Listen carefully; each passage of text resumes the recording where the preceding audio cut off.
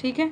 तो हम क्या करें, V1 का मान कितना मिल जाएगा आपको यहाँ से देखो, V1 बराबर मिलेगा, बिकॉज V1 1 माइनस Y1 बराबर है B डैश, ठीक है।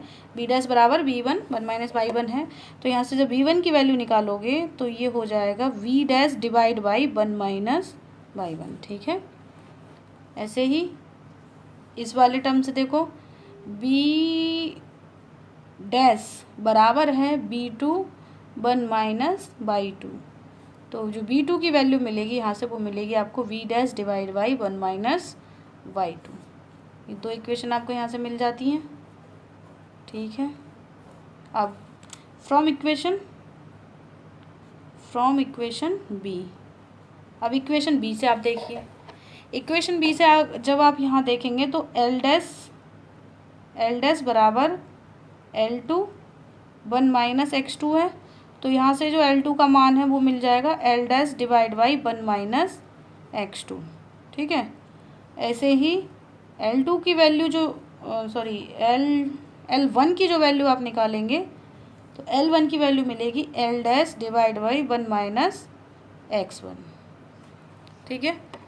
तो ये वैल्यू आपको मिल गई है। अब ये दोनों मान उठा के, मतलब चारों मान उठा के इक्वेशन नंबर सेकंड में रख दीजिए। तो put the value of, put these value in equation 2, ठीक है। और इक्वेशन 2 कौन सी है, y1 b1 बराबर x2 l2, y1 b1 plus x2 l2 बराबर y1 b1 plus x2 l2 बराबर y2 b2 y2 plus l1 x1। Clear है इतना। अब क्या करें, b1 का मान कितना मिल गया था हमें वहाँ पीछे से, b1 की वैल्यू थी b dash 1 minus y1, b dash 1 minus y1, ठीक है, प्लस x2 ऐसी रहने दो। L2 की वैल्यू कितनी थी, L डैश 1 माइनस x2, यही होगी। L2 की वैल्यू है L डैश 1 माइनस x2, ठीक है। अब बराबर y2 ऐसे रहने दो। b2 का मान क्या है, b dash 1 minus b2, b2 का मान है b डैश 1 माइनस y2, ये y2 होगा, y2, ठीक है, प्लस x1 ऐसे रहने दो। L1 का मान हो जाएगा L dash 1 minus x1, L1 का मान है L डैश 1 माइनस x1, ठीक है। चलिए अब इसको सबको आसानी से अब सीधा सॉल्व कर लेते हैं, इसको इजी करके लिख लेते हैं, ठीक है। तो यहाँ से वैल्यू को देखो क्या करना होगा, इसको और अच्छा करके लिख देते हैं। तो ये जो y1 है, इस टर्म के y1 को 1 माइनस y1 के साथ, x2 को 1 माइनस x2 के साथ, y2 को 1 माइनस y2 के साथ, x1 को 1 माइनस x1 के साथ लिखते हैं। तो ये हो जाएगा y1 1 minus y1 plus l dash x2 1 minus x2 बराबर v dash y2 1 minus y2 plus l dash x1 1 minus x1, ठीक है। अब एक काम और करें हम, यहाँ से पुट वैल्यूज़ को हम देखो, ये जो y1 1 माइनस y1 है, ये यहाँ पर इसके वैल्यूज़ को रिप्लेस कर देते हैं, ठीक है। हम कैपिटल y1 का मान लगा देते हैं y1 divide by 1 minus y1। ये जो y1 divide by 1 minus y1 है, इसकी जगह हम क्या लिख देते हैं, कैपिटल y1 लिख देते हैं, ठीक है। ऐसे ही इसके लिए भी लिख देते हैं x2, मतलब इसको लिख लो पहले y2, तो ये मान हो जाएगा y2 divide by 1 minus y2, ठीक है। ऐसे ही x1 हो जाएगा x1 divide by 1 minus x1, ये स्मॉल में है, ये कैपिटल में है, ठीक है। ऐसे ही कैपिटल x2 हो जाएगा small x2 divide by 1 minus small x2, ठीक है। तो ये था क्या, y1 की जो यूनिट होगी वो क्या हो जाएगी, y1 क्या था, मोल्स ऑफ सॉल्यूट बटे 1 माइनस क्या था, सॉल्यूट फ्री गैस लिख सकते हो, या फिर मोल्स ऑफ इनर्ट लिख सकते हो, मोल्स ऑफ इनर्ट, कोई दिक्कत नहीं है, एक ही बात है। आपकी बुक में जो यूनिट दे रखी है उन्होंने moles of solute divide by moles of solute free gas. तो सॉल्यूट फ्री गैस क्या होगी, सॉल्यूट और इनर्ट दो ही चीज़ जब आ रही हैं, तो जब एक सॉल्यूट की अलग मात्रा निकल गई तो बची क्या, सॉल्यूट फ्री गैस क्या होगी, इनर्ट ही तो हुई।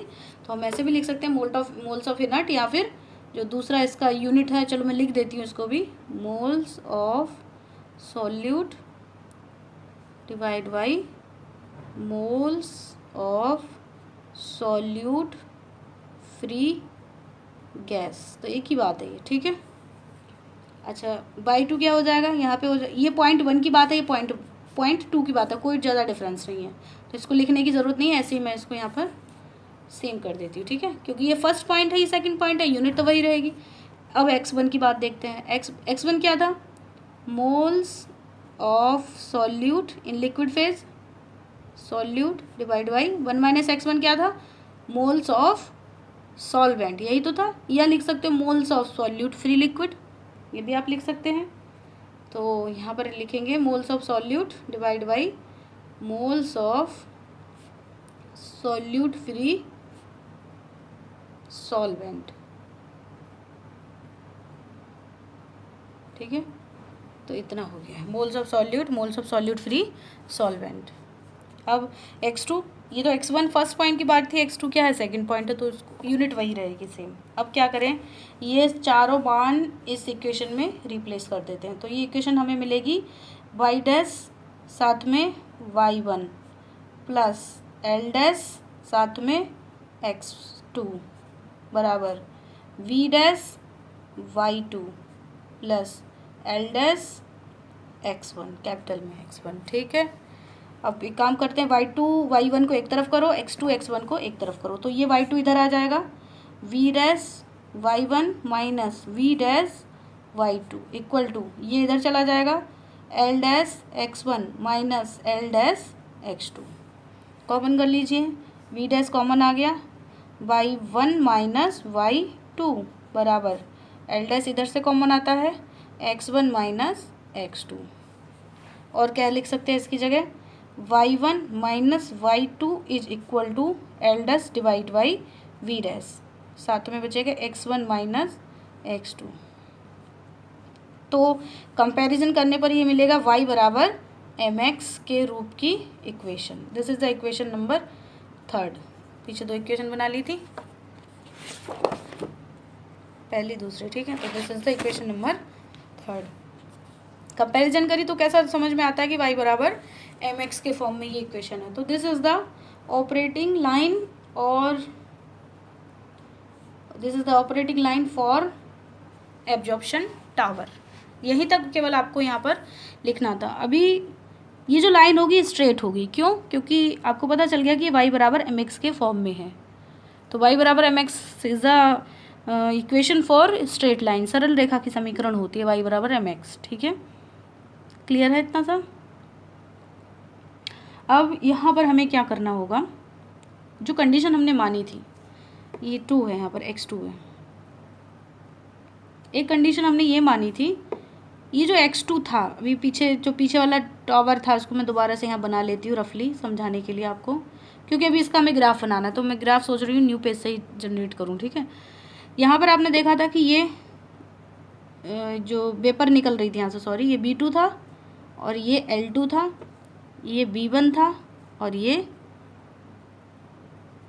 जो गैस थी इसमें इन कर रही थी ये हमारा था, नहीं सॉरी, ये आउट हो रहा है, ये हमारा L1 था, B1 गैस इन कर रही है, गैस आउट हो रही है, लिक्विड इन कर रहा है, लिक्विड आउट हो रहा है। यहाँ पर हम ये मान रहे थे कि जो सॉल्वेंट है ये फ्रेश नहीं है, ऐसा माना था, चलो इसी को समझ लो। यहाँ हमने माना था कि जो सॉल्वेंट है इसके साथ कुछ ना कुछ सॉल्यूट आ रहा है, कितना सॉल्यूट आ रहा है, x2, इसका मतलब फ्रेश सॉल्वेंट यहाँ पर हम नहीं ले रहे थे। तो अभी यहाँ पर एक कंडीशन बदलनी होगी, हमें मान के चलना होगा। हमने माना लेट एज्यूम सॉल्वेंट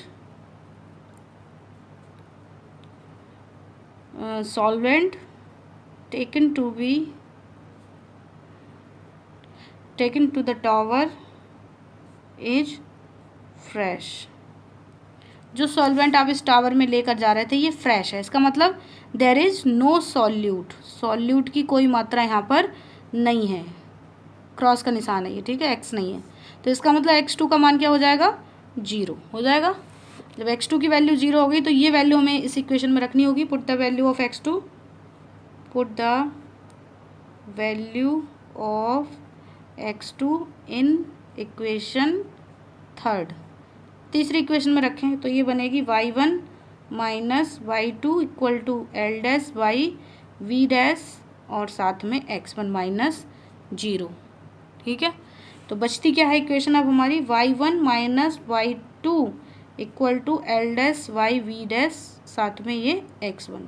तो this is also operating line equation for absorption column for fresh solvent taken to the tower. यहाँ तक हो गया। अब हम इस ग्राफ के जनरेशन की बात करते हैं।